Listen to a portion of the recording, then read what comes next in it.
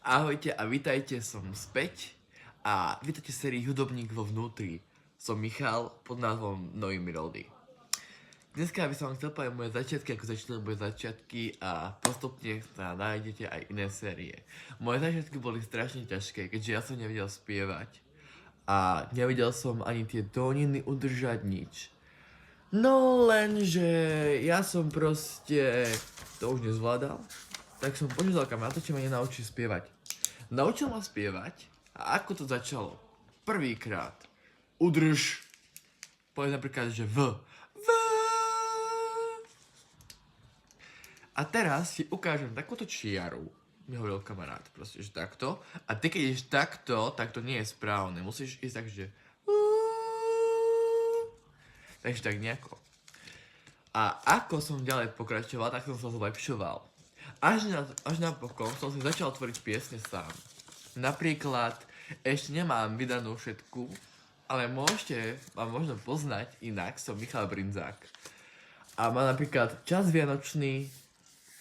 Niekedy mám taký pocit, že keď príde ten čas. Takže tak nejako to začína. A ako som vlastne ja robil tie moje hudobné klipy, tak prvé scénar a songy som si písal sám. Scénar. No teraz neviem, čo mám robiť. Múza, kde si? Čo je múza? Vaša múza je proste to, že vám dá nejakú inšpiráciu.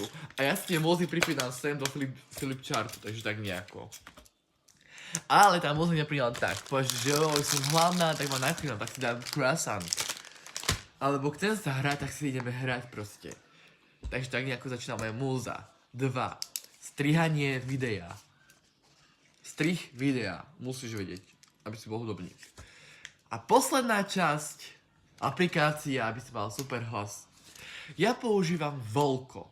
Volko je super aplikácia pre začiatočníkov. Je aj digitálna forma pre vás, ale nám sa platí 20 € mesačne, takže asi na mobile. No, a čo ešte používam okrem týchto vecí? Používam napríklad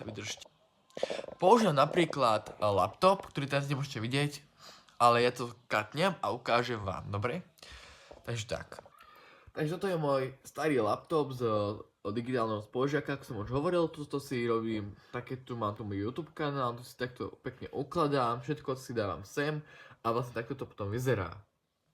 Takže ďakujem vám za sledovanie môjho YouTube kanála a budem strašne rád, ak vám budete sledovať a dávať lajky, follow, comment, share a tak ďalej. Takže majte sa krásne.